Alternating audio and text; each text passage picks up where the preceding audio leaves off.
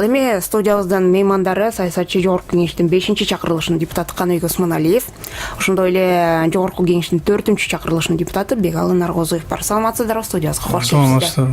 Азыркы учурда мына коомчулукта Өмүрбек Бабановго карата козголгон кылмыш иштеринин айланасында көбүрөөк талкуу болуп жатат. Анын баягы Кыргызстанга келет, келбейт деген талкуудан сырткары дагы Бабановдон кылмыш иштерин токтотууга тарапташтары, коомчулук толук түрдө негизи бар экендигин айтып чыгышты. Буга чейин дагы ушул студиябызда анын адвокаттары келип, бир эмес 4 жолу экспертиза жүргүзгөндүгүн, алардын бирөөнү Россиянын эксперттери жүргүзгөндүгүн дагы айтып, эч кандай анын сөзүндө баягы улуттар аралык кастыкты козутуу жана башка максаттар болбогондугун айтып келишет. Буга чейин дагы сиздердин пикири кандай? Азыркы саясий кырдаалды эске алганда алдыда эмне күтүлүп жатат, кандай чечим болушу мүмкүн?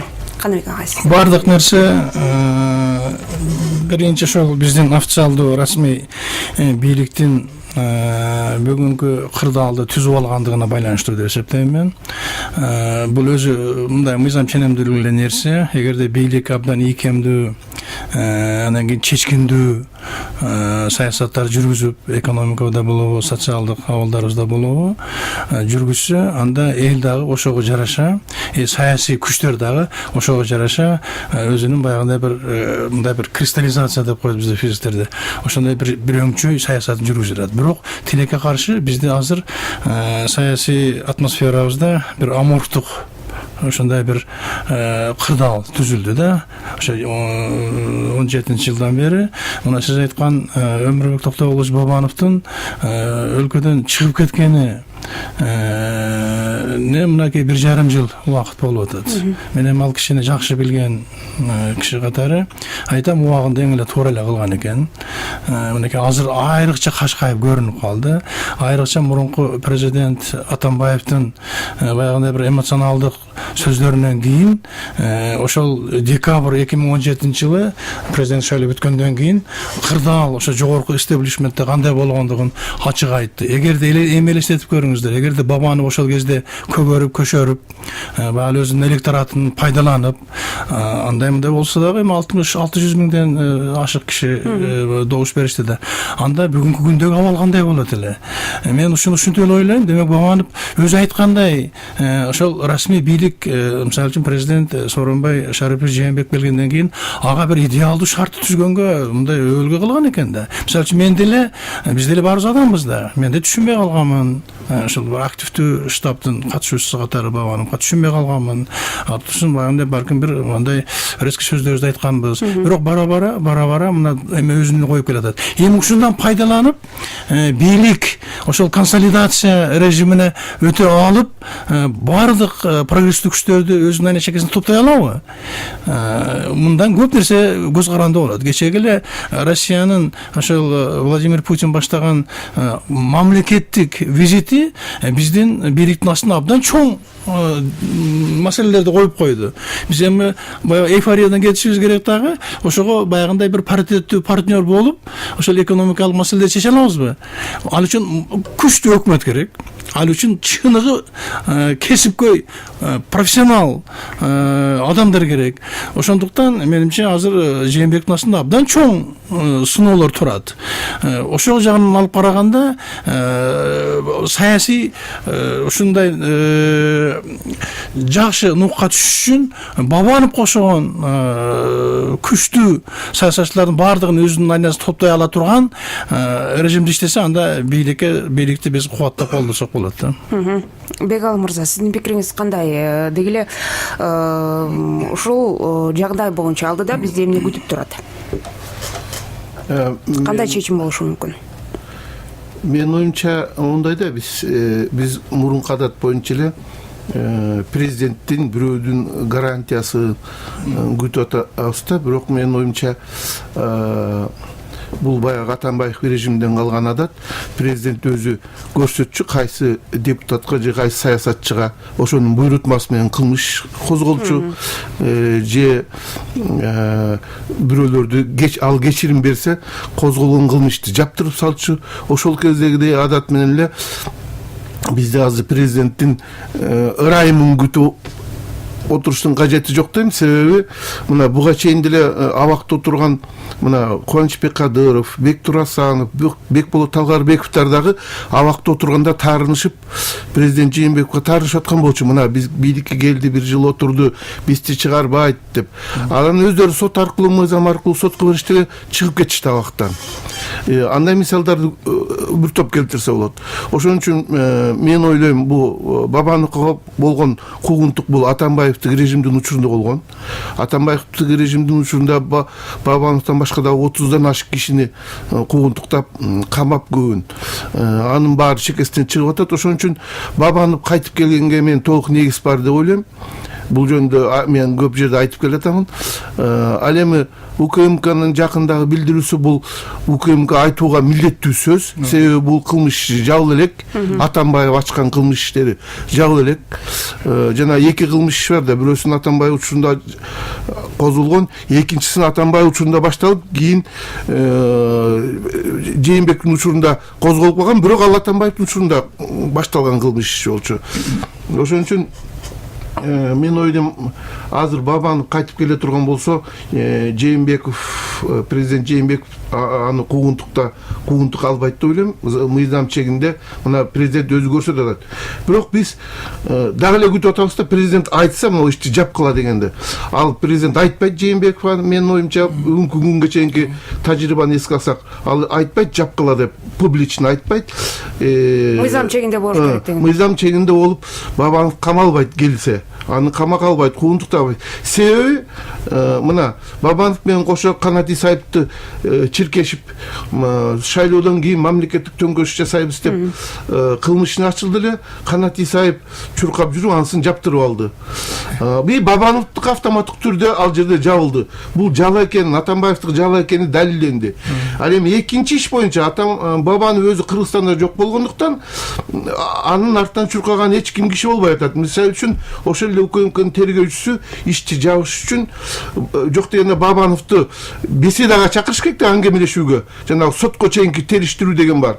Кылмышын ачканга чейинки териштирүү деген бар. Ачкандан кийин ошол бир аңгемелешүүдөн кийин бул иш деле жабылат деп ойлойм. Себеби Атамбаевдин учурунда ачылган мына жала менен ачылган Молдомусо Кунгайтиевге ачылган кылмыш үчүн УКМК жаап салды эле.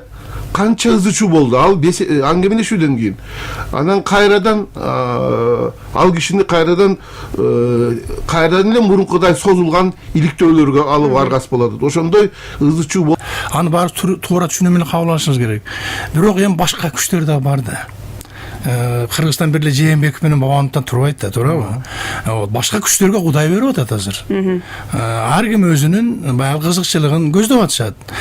Мен бир жыл, мынакей бүгүн толук бир жыл болуптур, соттолуп, сот эмесине. Анан кече 18 февралда жогорку соттон акталып чыктым. Вот ошондо мен билдим. Да, биз ошону көрүп калганбыз. Бизде баш стереотип пайда болгон да. Шеф эмне дейт, президент эмне дейт. Мисалы үчүн президент бир нерсе десе, мен ошол соттогу эми көп нерсе жагына өзгөрүшү мүмкүн эле. Балким жаман жагына көбүрөөк өзгөрүп кетиши мүмкүн эле. А бирок бул жерде бир нерсени айтып коюшубуз керек. Президент алмашканы менен негизги тергөөчүлөр, прокуратуранын негизги кадрлары, соттордун деле негизги кадрлары ошол Атамбаевдин убагы боюнча эле калды да. Ошон үчүн анча-мынча ошо таки баягындай бир коркунучтар, калпыстыктар болуп кетпесин деп чыган саясатчылардын бири катары менимче Бабанов дагы мунун баардыгына аналитика жүргүзүп жатат да. Аналитика жүргүзүп жатат. Мисалы үчүн бир дагы азыркы бийликтин, ал турсун мурунку бийликтин да кадырына шек келтире турган бир дагы сөз айткан жок 1,5 жылдын ичинде. Тескерисинче мен экономикалык жактан, ишкерлик жактан өзүмүн болгон күчүмдү жумшайм деген гана нерселерди айтты. Эгерде Бабанов бир нерсени уурдап, же бирөөнү өлтүрүп, Кудай анын бетин ары кылсын, же кандайдыр бир мамлекеттик чоң кылмыш жасап, анан качып кеткен болсо, анда ал башка кеп эле. Бул өзү айтып атпайбы? Аны Атамбаев тастыктап атат. Өзү айтып атпайбы? Ошо эменин өкмөт мамлекеттин баягындай тынччылыгы үчүн президентке шарт түзүүнүн максатында ошондой бир келишүүлөрдүн негизинде аны депутат Руслан Казакбаев да тастады. Ошон үчүн чыгып кеттим деп. Менимче Бабанов азыр мүмкүн болушунча тез келиш керек. Мен ойлойм, азыр убакыт кандай парадоксальный болсо да айтып коюш керек, Бабановго каршы иштей баштады азыр. Каныбек байке туура айтты да, башка күчтөр дагы бар деп Кыргызстанда. Ошол күчтөрдүн эң негизгилери Атамбаевчыл, Текебаевчыл күчтөр бар. Ар кимдин өзүнүн кызыкчылыктары бар алардын. Атамбаев бийликке каршы иш жүргүзөтөн кызыкчылыгы бар. Текебаевчыл күчтөр Текебаевди биринчи этапта Текебаевди абактан чыгаруу кызыкчылыгы, экинчи этапта алардын саясий кызыкчылыктары бар. Алар дагы бул Бабановдун ситуациясын пайлангысы келип атышат, менин оюмча. Аларга келбей турганы жакшы. Ошон үчүн келсе камалат деген жанагы ызычууну ошолор көтөрүп атышат да. Ажиотаж кылып атышат. Себеби Атамбаевка бүгүн келсе Бабанов чоң душман болушу мүмкүн. Себеби экөөнүн ортосунда мамилеленет. Ошон үчүн ал Атамбаевчыл күчтөргө Бабанов келбей туруп, анын финансылык, каржылык ресурстарын, анын электоралдык ресурстарын өзүнө тартып алуу, өзүнө пайдалануу кызыкчылыктары бар. Ал эми Текебаевчыл күчтөр анын протесттик электоратын өзүнө кошуп Текебаевди абактан чыгарып алуу жана кийинки саясий процессти Текебаевдин астына салып берүү кызыкчылыктары. Ошон үчүн Атамбаевчыл, Текебаевчыл күчтөр азыр Бабановдун келбешине кызыктар болуп, аны келсе камап коет деген ызычууну ошолор чыгарып атышат деп ойлойм мен. Андан башка дагы майда күчтөр бар, ушундай кызыктар күчтөр. Ал эми жана сиз суроо берген УКМК жана ал деген азыр жаап койсо келбей атты эле Бабанов. Дагы кыйкырып чыгат. 2010-жылдан кийин бүт жала жабуу менен шугулданган бийлик келбедиби? Мына Бабанов акчага сатып алды деп дагы УКМКны күнөөлөп чыгат. Ошон үчүн УКМК жөндөн жөн жап койдук, мунун күнөөсү жок деп астына айта албайт деп айтпайт. Сөзсүз калктан ушак чыгарышат. Мына 2010-жылдан бери жана ушактын негизинде жашап жатпайбызбы? Бирөөлөргө ушак жала жаап, күнөө жаап, камап, куугунтуктап, жана ушул 2010-жылда келген убактылуу өкмөттүн өкүлдөрү ушу бүт саясатын бирөөгө жала жаабуу менен гана жүргүзүп келишти ушул күнгө чейин. Пикирлерди күтөбүз. Бизде байланыштуу угурманыбыз бар экен. Саламатсызбы? Алло, саламатсыздарбы коноктор? Саламатсызбы канче? Сиздерге ийгилик каалайм, Бишкек шаарынан Алмазбек. Ак ыйлет бирок сынбайт дейт. Бизге ушундай мисалы Бабанов сыяктуу жигиттер азыр керек да Кыргызстангачы. Илимдүү, билимдүү, өзүн мына президентке шайлоодо экинчи орунду алган бул жөнөкөй эмес да. Өзүнүн эмгек күчү менен алды. Биз ушулардан эмгегин, ишин алыш керек. Анткени азыр биз көрүп атабыз да парламентте кандай депутаттар отурат, Кыргызстан алдыга эмнеге жылбай атат, ушунун баары жөнөкөй көз менен карап отурабыз ушул жердечи. Эртеңки күндө ойлонуш аябай кыйын. Жалаң ичип жеген, жулган, уурдаган, начар адамдар отурат да. Ушунчалык ичинбөйт. Канткенде Кыргызстан алдыга жылат. Ушу бирөө да ойлоп койбойт. Мен канткенде тегини алдап, тегини ортодон дагы сүйлөшүп акчаны уурдап кетем деп ушинтип ойлоп отурушат да. Эми Россиядан эбеге ич жардам келди. Канча карыздарды кечирди. Эми жакшынакай иштерди баштап, чакан ишканаларды, завод фабрикаларды иштетип башташ керек да. Биз өйдөкү чоңдорго көп ишенчилик артпай турабыз. Анткени алар уурдап жеп, ушуну дагы ортодон сындырып, жанакы ар түрлүү эмелерди жасашы мүмкүн да. Ошон үчүн элдер мындай кыжырданып, азыр деген кимге ишенерин, жөнөкөй адамдар кимге ишенерин билбей турат. Ушул тема боюнча айта турган пикириңиз барбы? Рахмат, угарман, байланышка чыккандыгыңыз үчүн ыраазычылык билдирели. Кийинки угарманыбыздын пикирин дары ойлоп койсок, саламатсызбы? Саламат. Угуп атабыз, сизди өзүңүздү тааныштырып, суроо ой пикириңиз болсо айтсаңыз болот. Мен Токтосун Бишкек шаарынан. Бул катышууларга айткым келип атат да. Акыйкаттык шайлоо жөнүндө атпайбы? Президент Атамбаев Алмаз Шаршеновичубуз кандай? Өзү менин досум менин деп ошону соттош керек да. Эмне үчүн тиги Бабанов айыпташ керек? Ушуну жооп берип койсунчу жана эки мырза, эки депутат мырза. Менин жашым 70 жашында дейм. Ошону кайталап койсоңуз, эмне үчүн Атамбаевди убагында жоопко тарткан жок. Анткени президент президент болуп туруп, өзүнүн келечек кийинки эмесин колдоп, ачыктан ачык шайлоону бузган. Рахмат сурооңуз үчүн. Кандай жооп бериш керек эми? Мен генерал прокурор болсом, эмдигиче 10 жолу жоопко тартмакмын. Кептин баардыгы азыркы бийликтин катуу, конкреттүү, принципиалдуу позициясында болуп атат. Кечеги ошо течтен кийин эле бир 5-6 ошол эң алдыңкы авангарддык постторду ээлеген кишилердин отурганынан кийин эле Атамбаевдин дагы ошондой жоопко тартуу мүмкүнчүлүгү бар эле. Эми бул суроону бизге эмес, биз эксперттерге эмес, бул суроону расмий бийликке бериш керек. Менимче ошол 8-февралдан кийин, 2018 жыл 8-февралдан кийин саясий ушундай багытта, ушундай калибрде мурунку иштерди кайта козгоп, анан кийин жаңы иштерди дагы козгоп тартуу башталганы менен ушу тилекке каршы жарым жылдын ичинде эле бир аз солгундап кеткендиги байкалып турат. Ошондуктан Токтосун абанын берип аткан суроосун мен туура эле түшүнөм, туура эле деп эсептейм. Азыр мындай чечкиндүү кадамдарга бармайынча элдин кыжырында гана келтире беребиз да. Менин оюм ушул. Токтосун аба туура айтат, Атамбаев жоопкерчиликке тартылыш керек. Буга чейин ошо бүгүнкү президент мага жардам берди эле деп Атамбаевдин тинине кирип резиденцияда жыргап жатып алган жок. Элдин кызыкчылыгын астыга коюп, жогору коюп, досунун кызыкчылыгынан мамлекеттин элдин кызыкчылыгын жогору коюп, Атамбаевдин тегерегинде бар коррупционерлерди камады.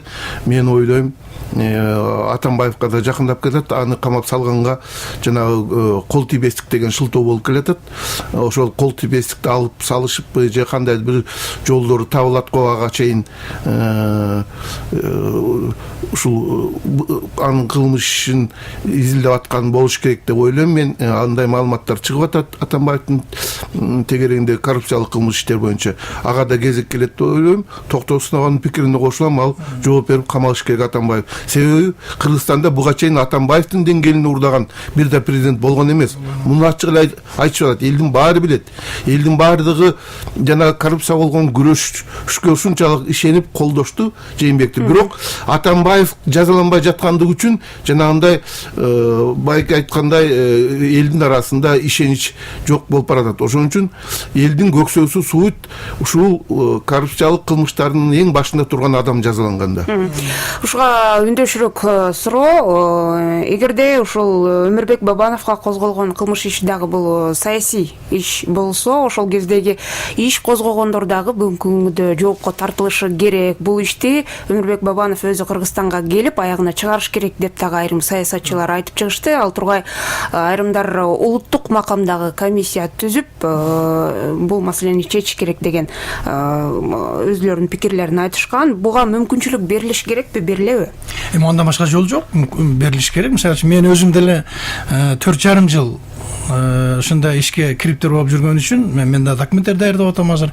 Эмне үчүн түз эле жерден ошо Бабановго жана башка саясий ишмерлерге иш козгоп баягындай эме боюнча, буйрук боюнча, көрсөтмө боюнча, ошол Атамбаевдин көрсөтмөсү боюнча ишти козгоп, аны тагдырын талкалап, үй бүлөсүн азапка салып, өзүнүн ошол кишилердин айталы абдан чоң азапка салган эме тергөөчүлөр күлүп жайнап, каткырып, баягындай келекелеп, мен ошентип айтат элем.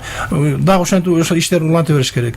Бир президент кеткенден кийин экинчи президенттин колтугуна өтүп алып, ошол иштерди жасоо бул келип келип кыргыз элинин келечегине, кыргыз инсандарынын келечегине ошондой балта чагып аткандар болуп эсептелет да.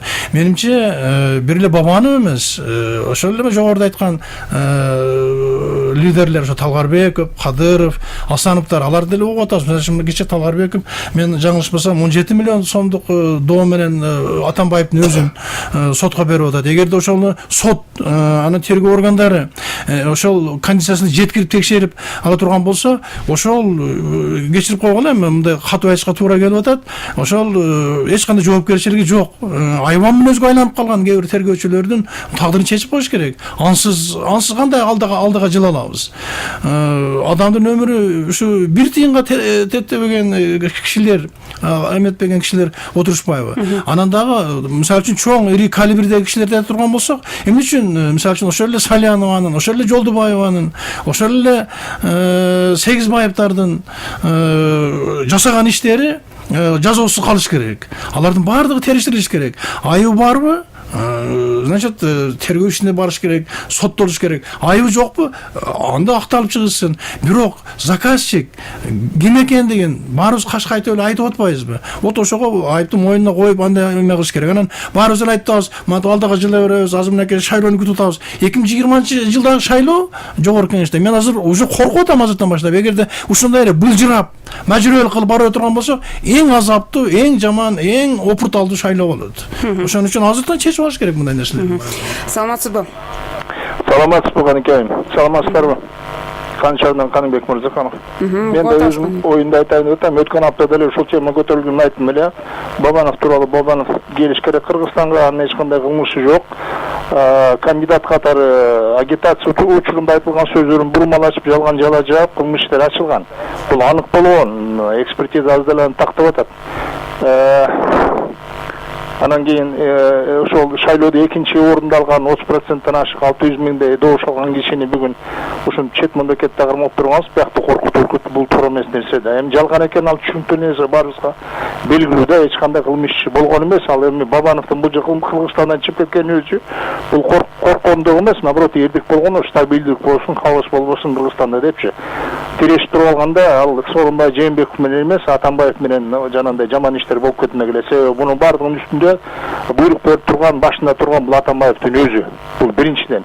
Эми экинчиден Бегалы мырзанын айтканына мен чын кошулбайм. Мен Атамекен партиясынын мүчөсү катары айтат элем. Бегалы мырза, Атамекенчилердин жөнүндө жаман ойлоңуз. Биз Бабановдун келишине каршы эмеспиз. Биз тескерисинче Бабанов тезирээк келип Кыргызстандын экономикасына, чарбасына өзүнүн салымын кошсо экен дейбиз.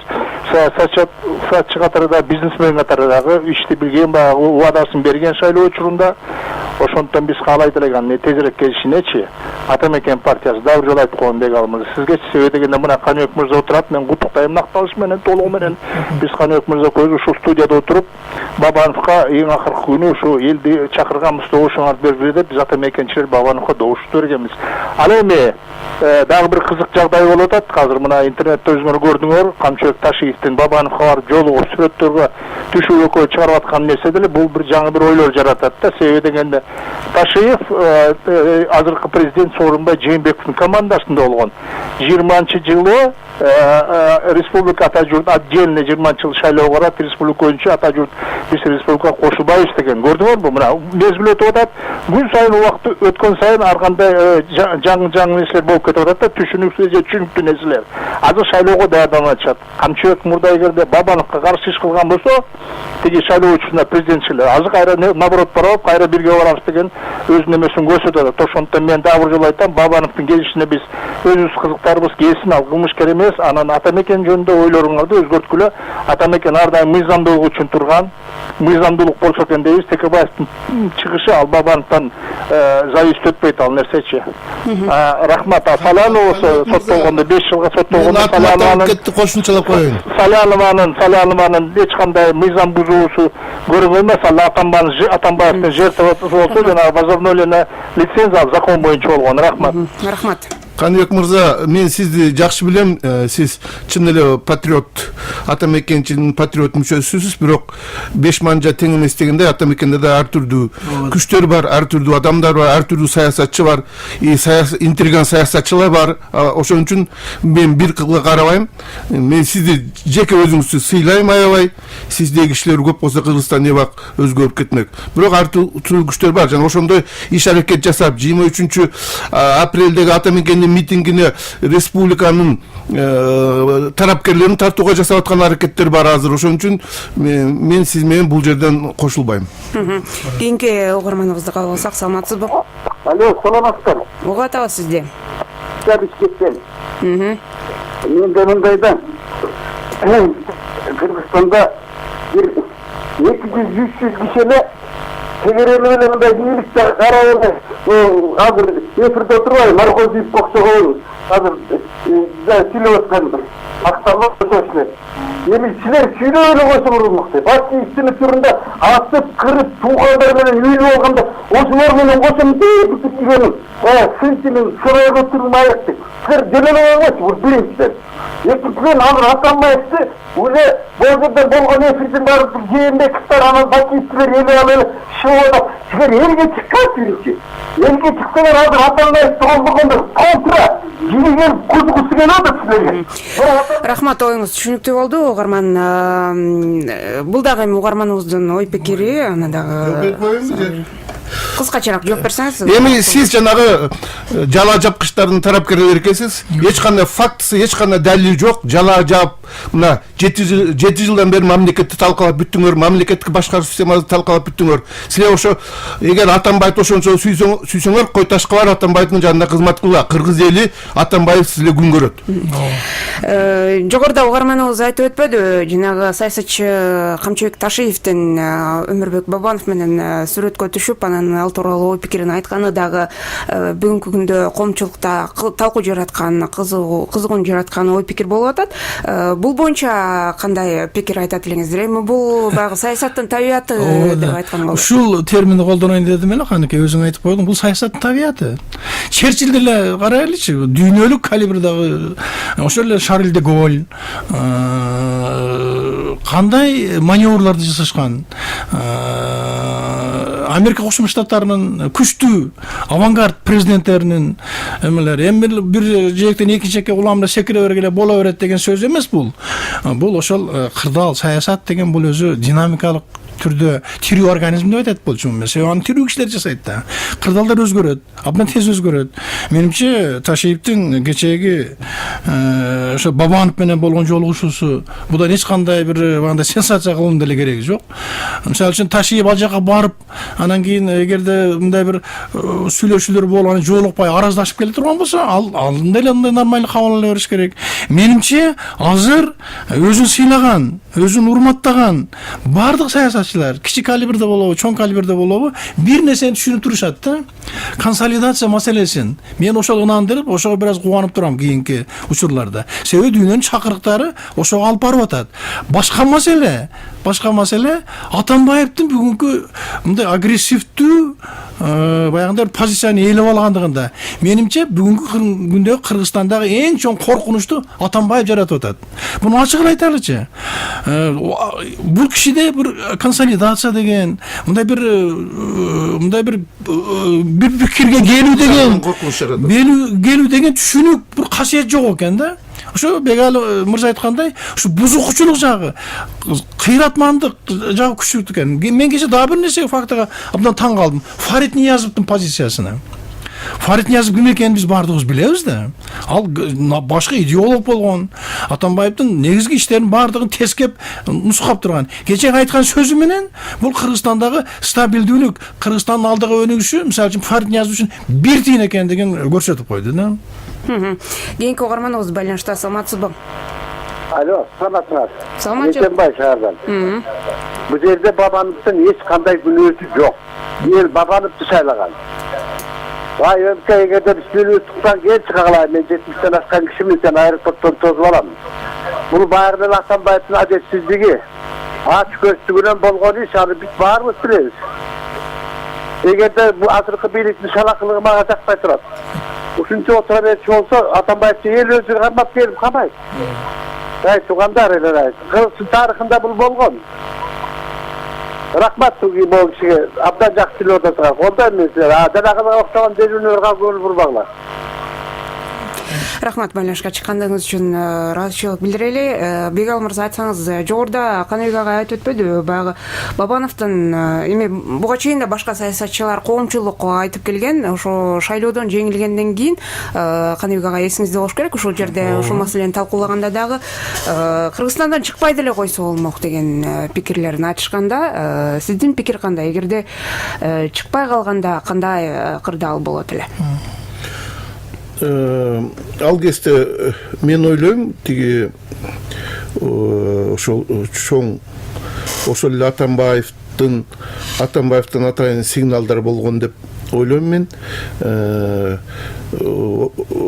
Тиги Бабановго карата.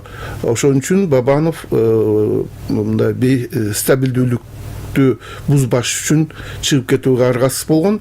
Себеби эгер Бабан чыгып кетпесе, Атамбаевди көрдүк акыр 7 жыл башкаруусунда. Ким ага каршы сүйлөсө, ким анын пикирине каршы болсо, ким ага оппонент болсо, куугунтуктап эч кандай кылмышты жасалмалап, монтаждап бирөөлөрдүн сүйлөгөнүн тыңшап, монтаждап эле камап коюп атты. Ошондой кандайдыр бир бийликтен провокация чагым болчу Атамбаев тарабынан.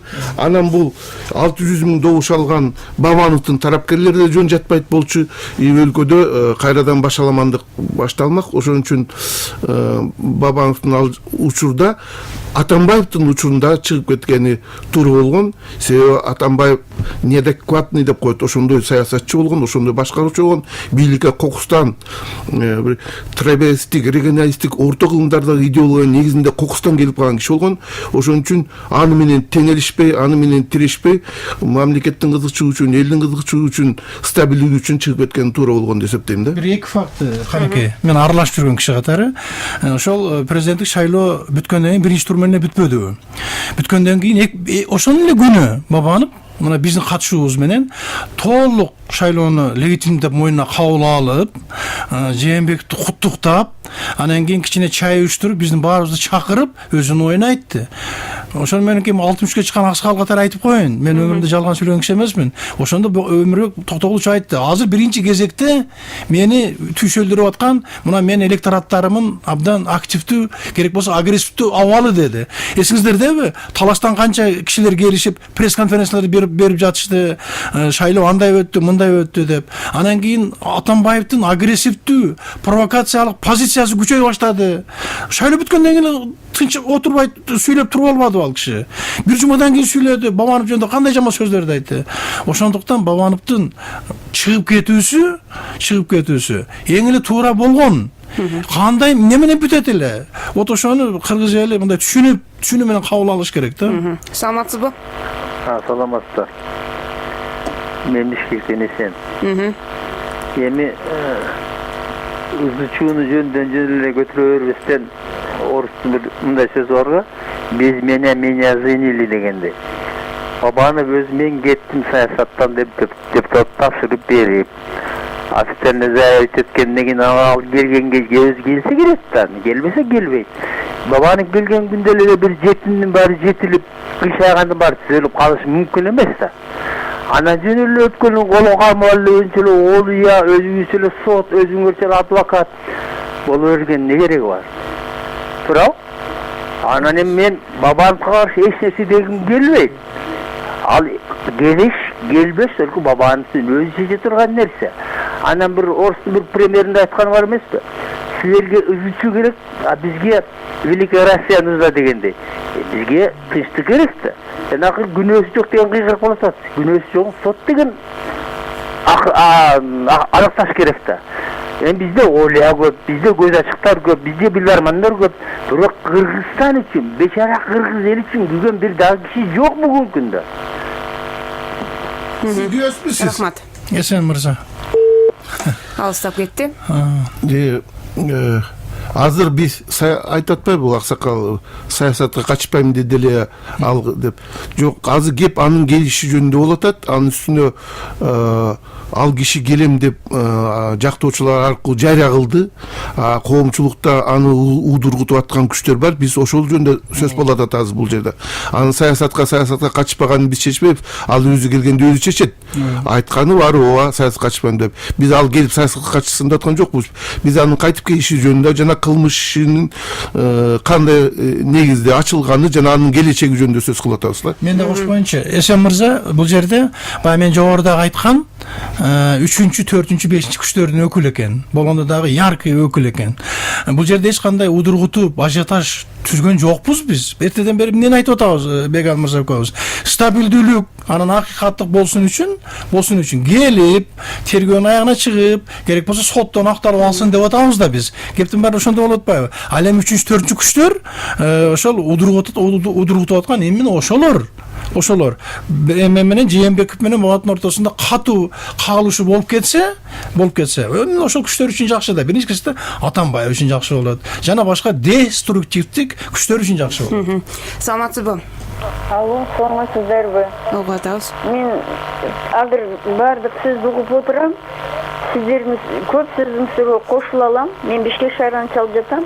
Каныбек мырза, сизге суроо. Бабановдун укугунун бузулушу, анын шайлоочуларынын укугунун бузулушу деп ойлойсузбу? Ал кишинин артында шайлоочулары барбыз да. Туура. Эң сонун суроо берилди. Шайлоочулардын укугу бузулду деп эле эсептеш керек. Мындай өзүн өзү сыйлаган цивилизациялуу өлкөлөрдө тескерисинче ошондой күчтүү. Өзү мында карап көрүңүздөрчү. Кыргызстан эгемендүүлүгүндө Бабанов биринчи жолу 33% алып атат. Оппозицияда болуп туруп, оппозициялык позицияда болуп туруп айталычы эми. Алып атат. Өзүн сыйлаган мамлекеттерде тескерисинче күчтүү лидер, мисалы үчүн азыркы биздин президентибиз Жээнбеков, тескерисинче колдонуш керек болчу да. Ошол Бабановдун өзүн колдонбаса дагы 600.000 шайлоочусун колдонуш керек болчу. Бирок эми ал жөнүндө Жээнбеков айтып атат. Өзү андай баягы немелерин билдирип атат. Бирок ортодогу баягы деструктивдик күчтөр ушуга ойноп туруп алат. Ошон үчүн Бабановдун азыр тез келип, керек болсо саясатка аралашып эле, муну ачыгын айтыш керек. Саясаттан эч ким кеткен эмес, кете да албайт бир киргенден кийин. Ал саясаттан кетим деп эмне үчүн айтканын деле түшүнүктүү болбоду. Аны Руслан Казакбаев баштаган Бабановдун жактоочулары ачыгын айтышты го, кандай абал түзүлгөндүгүн. Ошону чечип алуу жолу менен гана биз азыр стабилдүү, балким бир мындай бир салыштырмалуу стабилдүү жолго түшө алабыз деп ойлойм. Жогоруда айтылгандай, чындыгында коомчулукта азыр эми саясатка аралашабы, аралашпайбы деген дагы суроо көп берилип атпайбы? Бегал мырза, айтсаңыз, саясаттагы орду маанилүүбү Өмүрбек Бабановдун же жаран катары өлкөнүн өнүгүүсүнө башка жагынан салым кошкону жакшыбы? Ал киши жана белгилеп кеткендей саясатка мындан аралашпайм деп депутаттык мандатын тапшырып берип чыгып кеткен.